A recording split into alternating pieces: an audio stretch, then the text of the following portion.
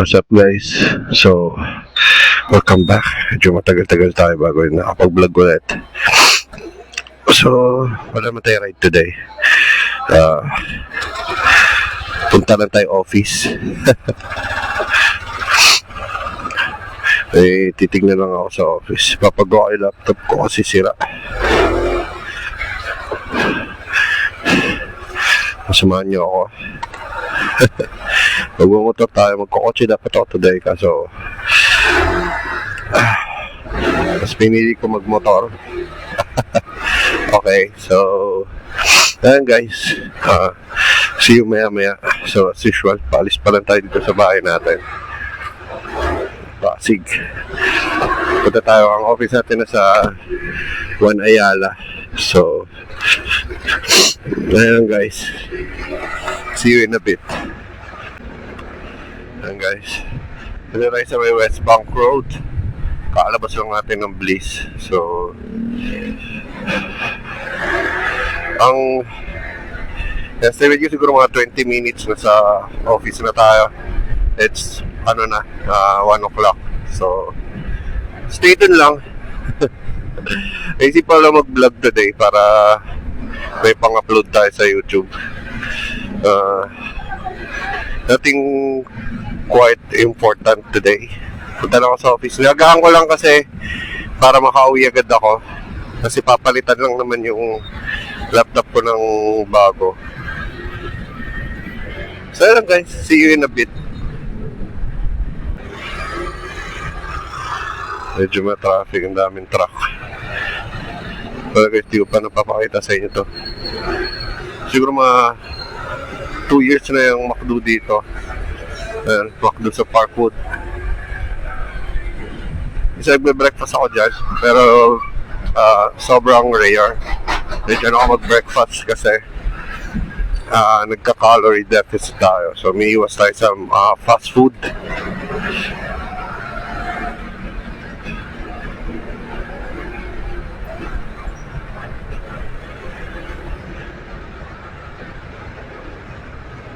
Okay.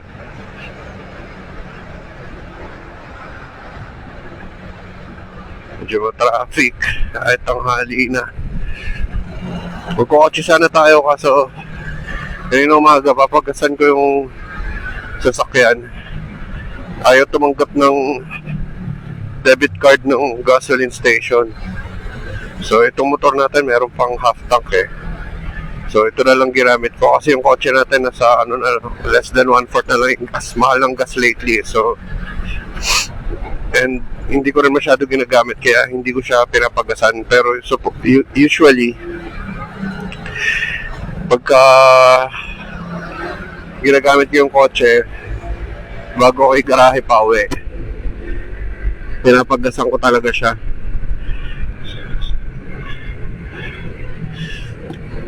Hindi ko lang siya napagasan nung last kong ginamit kasi madali rin ako nun. Galing din ako ng office. Ginamit ko rin sa office last Monday.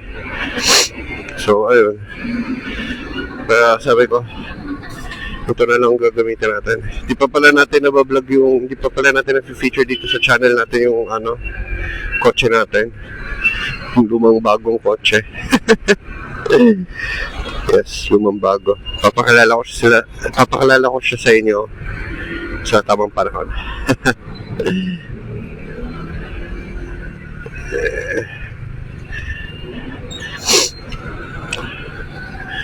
So ano guys, ito pag kumanang ka dyan papunta ng Stella Maris yan. Ito, papunta ng May Bunga Barangay Hall. So dito tayo sa may shortcut sa may Kalinangan Street. So mas mabilis doon kasi paglabas mo ng Kalinangan Street, ano na siya na yung bagong tulay. I forgot the name of that bridge, pero paglabas mo, yun na yung bagong tulay palabas ng C5. So dito ako lagi dumadaan pagka ako lang mag-isa kasi convenient pag nakamotor ako.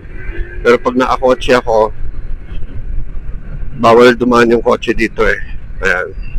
So dito tayo, kakanan tayo dito. Tapos labasan natin, ito yung bagong tulay.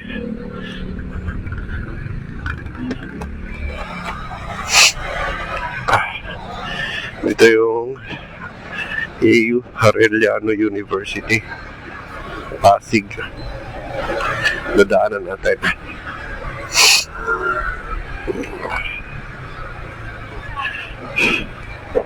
Namiss ko rin tong motor natin eh.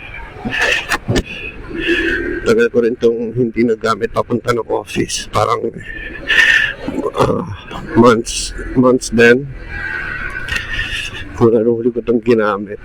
So, summer, ang init. Naka-block tayo. Lumiwala ba ka doon na pag mas mainit, mas prone sa init, mas kapitin ng init, mas mabilis uminit. Iniwala ako doon. Explained by science kasi. Sana hindi tayo mga muy mama pagdating sa office. Balik-balik ako lalakaya. Ito guys, kasi sabi kong tulay. Palabas to ng C5.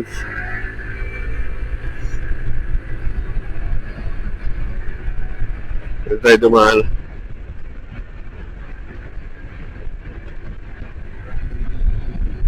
Kasi mas mabilis dito.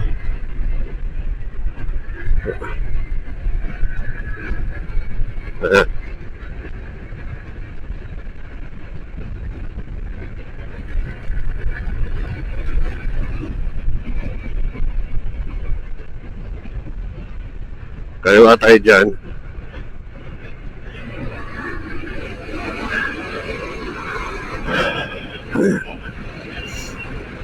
So dito tayo sa kaliwa. Kasi pag yung kanan pa northbound yan, C5 na yan. Punta ka ng Libis. Punta ka ng North QC yan. Tapos pass out tayo kasi sa Kalayaan tayo tatagos. So kakanan tayo sa Kalayaan. Okay. Ayun guys. So balik muna tayo sa Kalayaan. So, yan, dito tayo. Kanan tayo dito. Tapos lalabas tayo ng EDSA.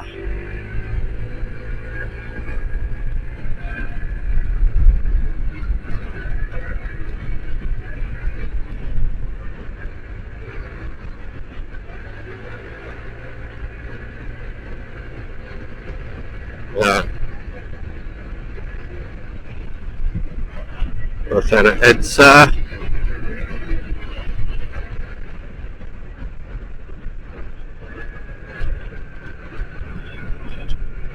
Talaga ba yung building na parang may blue glass na yan?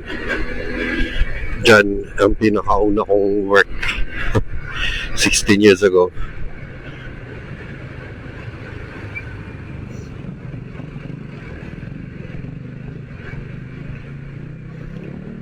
Yan. 16 years ago. Diyan tayo nag-work.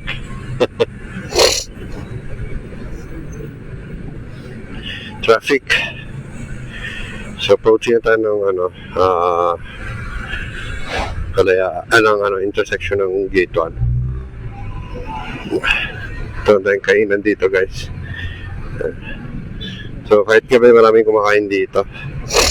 Dito dumadaan pagkagabi. Kasi pagka pupunta kasi ako ng office on a regular basis, hindi ako nagdadala ng motor or kotse. Kasi meron kaming company car. Hatid sundo. So,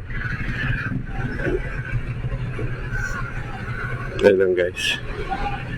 May kainan dito. Tsaka, repair shop ng motor.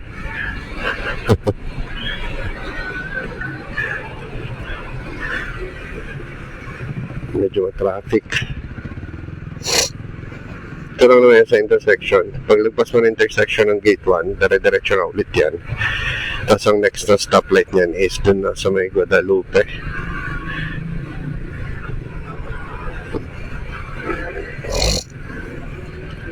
Medyo susumpong ako ng allergy. Grabe kasi yung init. Ayan guys, ayun na, sakto. Saktong go.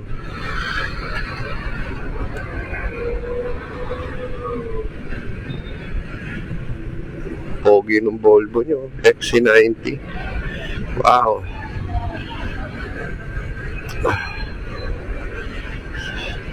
Sa atin, ano lang 2005 na Honda Civic.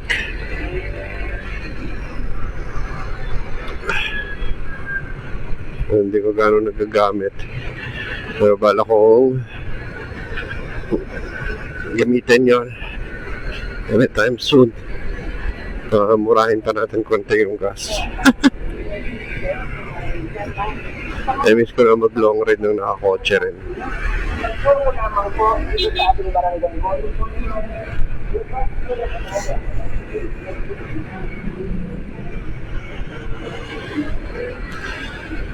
Okay.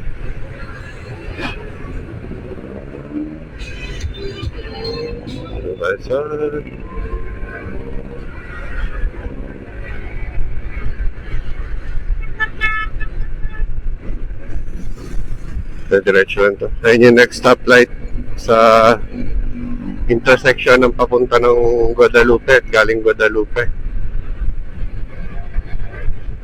So yeah.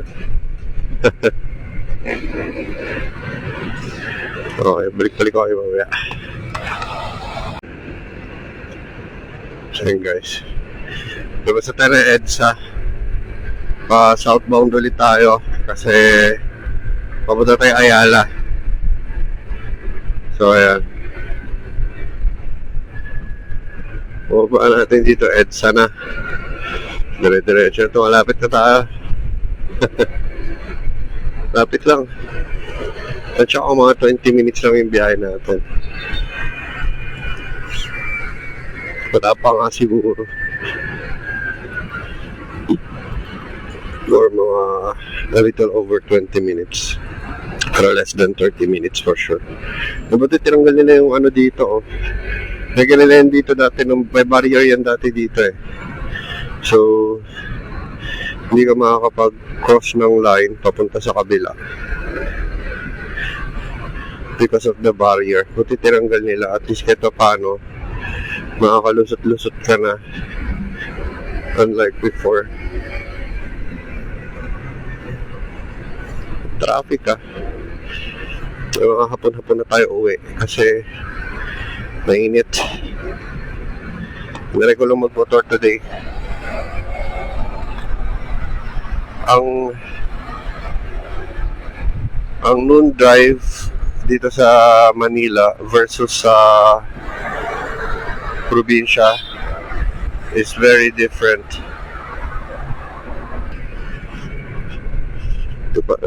I wanted to go to Iloilo. Tagal ko nang pinaplano yun eh, pero di pa rin siya natutuloy.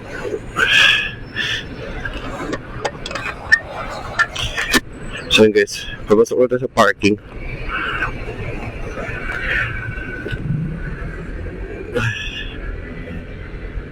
Okay, ito tayo pa-park sa Ayala. Oops.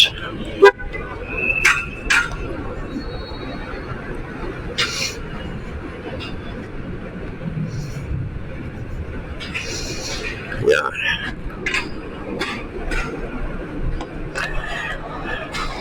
So, ang awkward lang dito kasi you have to remove your gloves para makakuha ng card.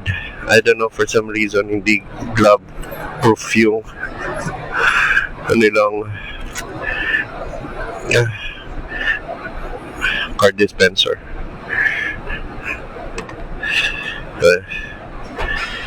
Kuha muna tayo ng card.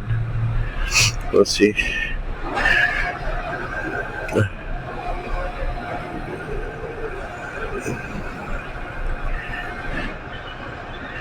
And pag dito pala kayo nag-park, do not leave your card sa motor nyo, ang payment dito is